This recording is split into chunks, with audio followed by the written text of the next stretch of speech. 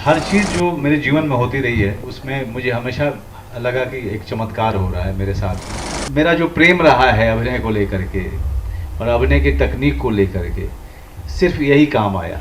मैं अगर 2 महीना काम नहीं करूं तो मैं बेचैन हो जाता हूं। मुझे सबसे ज़्यादा आकर्षित करता अगर कोई चीज़ तो वह है अब अभिनय में एक नया काम, एक बड़ा काम, एक चुनौती भरा काम। अगर किसी एक बॉक्स में बंद होकर के रहना पसंद नहीं है, मैं बोर हो जाता हूँ सर। जब यात्रा हो और जब मैं मुड़ के देखूं, जब मैं सब छोड़ करके कहीं किसी आश्रम में बैठा रहूं, तो जब मैं पीछे देखूं तो कहीं ना कहीं एक संतुष्टि हो कि जो जीवन मुझे परमात्मा ने दिया था मैंने उसके साथ भरपूर न्याय किया। क्या क्या हर्डल्स आए इसमें, और सबसे बड़ी बात कि जिस शख्सियत को एनएसडी ने 2 बार रिजेक्ट कर दिया था, 3 बार रिजेक्ट कर दिया था, आज वो एक नामचीन हस्ती है फिल्मी दुनिया की।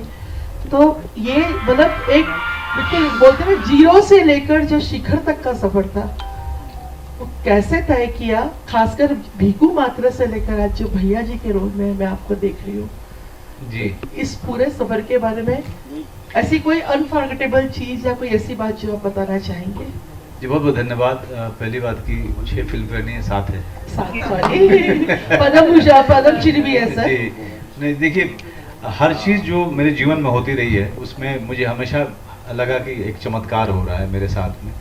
बहुत सारी कठिनाइयाँ, मैं उसके बारे में कभी एक किताब लिखूंगा तब मैं बहुत ही डिटेल में विस्तृत उसकी जानकारी दे पाऊंगा। शायद एक किताब ही कम पड़े, उसके लिए 2 किताब लिखनी पड़ेगी मुझे। लेकिन देखिए बड़ी कठिन इंडस्ट्री है। मैं हमेशा कहता हूँ कि हमारी इंडस्ट्री बाकी हॉलीवुड वगैरह के मामले में बहुत छोटी इंडस्ट्री है, और इसलिए जब गांव में आप होते हैं तो वहाँ की पंचायत बड़ी कठिन होती है। और लोग कहते हैं कि लोकसभा का चुनाव बड़ा कठिन होता है, मैं कहता हूँ पंचायत में सरपंच का चुनाव सबसे कठिन होता है, क्योंकि वहाँ पे आप सबको जानते हैं और सबके साथ मिलजुल के रहना और सबकी राजनीति को समझना और उससे भी बच के निकलना। तो इस जर्नी में बहुत सारे कठिनाइयाँ आई, बहुत सारे उतार चढ़ाव देखे। चढ़ाव तो बहुत कम, उतार ज़्यादा देखे। उसमें भगवान पे विश्वास करना, अपने ऊपर विश्वास करना और लगातार सर झुका करके मेहनत करते रहना। मेरे ख्याल से मेरा जो प्रेम रहा है अभिनय को लेकर के और अभिनय की तकनीक को लेकर के, सिर्फ यही काम आया। क्योंकि वो अथाह है मेरे अंदर में, बड़ा जुनून है मेरे अपने काम को लेकर के। मैं अगर 2 महीना काम नहीं करूं तो मैं बेचैन हो जाता हूं। अभिनय करना मुझे इतना अच्छा लगता है। पैसा, गाड़ी घोड़ा, बड़े घर मुझे अभी भी आकर्षित नहीं करते हैं। मुझे सबसे ज़्यादा आकर्षित करता अगर कोई चीज़ तो वह है अब अभिनय में एक नया काम, एक बड़ा काम, एक चुनौती भरा काम। मेरे ख्याल से यही चीज़ है जिसके कारण भगवान का आशीर्वाद लगातार मुझ पर रहा।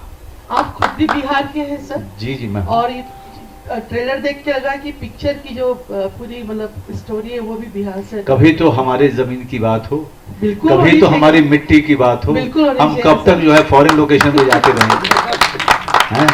तो ये फिल्म जो है लोगों की फिल्म है, हमारे देश के लोगों की फिल्म है, हमारी मिट्टी की फिल्म है।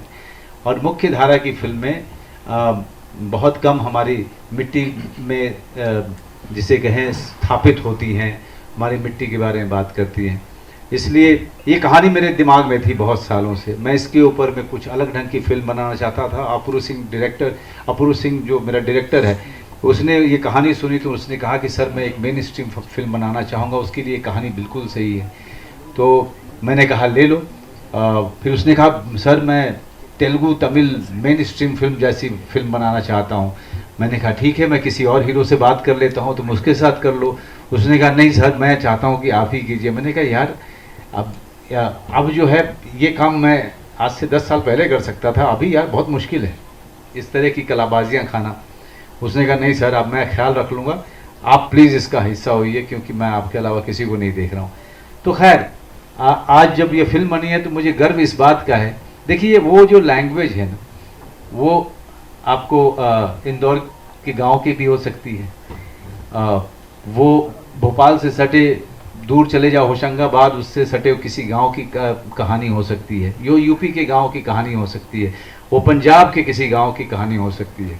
भाषा जो है हिंदुस्तान में हर 15 किलोमीटर पे बदलती रहती है, 20 किलोमीटर पे। बात यह है कि हम जो बात कर रहे हैं, क्या वो हिंदुस्तान की भाव की बात कर रही है कि नहीं, क्या वो हमारे भारत देश के लोगों की बात कर रही है कि नहीं, क्या हमारे रिश्ते की बात कर रही है कि नहीं। तो उसमें बिलीवेबिलिटी को लेके आना, वो कन्विक्शन लेके आना, उस मिट्टी की बात करना। मैं चाहता था कि इस तरह की मुख्य धारा की फिल्मों का मैं हिस्सा बनूं, और अपूर्व सिंह कार्की ने मुझे वो मौका दिया। सर, इसके अलावा आपने अब तक जितने भी किरदार निभाए हैं, ऐसा कौन सा किरदार था सर जो आपके दिल के सबसे करीब रहा, या मैं कहूँ जिसको करने में आपको एक दिली सेटिस्फेक्शन? देखिए 100 फिल्में की हैं मैंने मैडम, 100 फिल्में की हैं, शायद 10 ही बहुत ख़राब की होगी मैंने, हाँ ना। 90 जो है, मैंने 90 फिल्में मेरे बहुत दिल के करीब हैं। लेकिन बीकू महात्रे इसलिए मेरे दिल के करीब है क्योंकि उसने मुझे एक करियर दिया, उसने मुझे एक मकाम दिया, जिसके कारण आज मैं 100 फिल्म कर पाया। तो हमेशा बीकू महात्रे के लिए मेरे दिल में बहुत बड़ी जगह रहेगी। मनोज जी भैया जी जिस तरह से आपने, हाँ इधर से एक मिनट रुकिए आपने भैया जी फिल्म की, इधर मनोज जी इधर सॉरी, अच्छा आप इधर, अरे महाराज ऐसे हाथ ओके।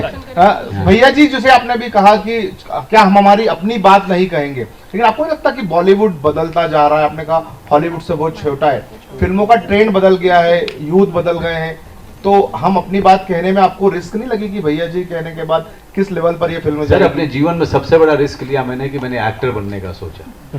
इससे बड़ा रिस्क तो कुछ नहीं हो सकता है। उसके बाद तो जो भी मैंने किया है, हर फिल्म के साथ एक चैलेंज लिया, हर फिल्म के साथ कुछ नया करने की कोशिश की जो इंडस्ट्री में नहीं हो रहा था या अभिनेता नहीं कर रहे थे।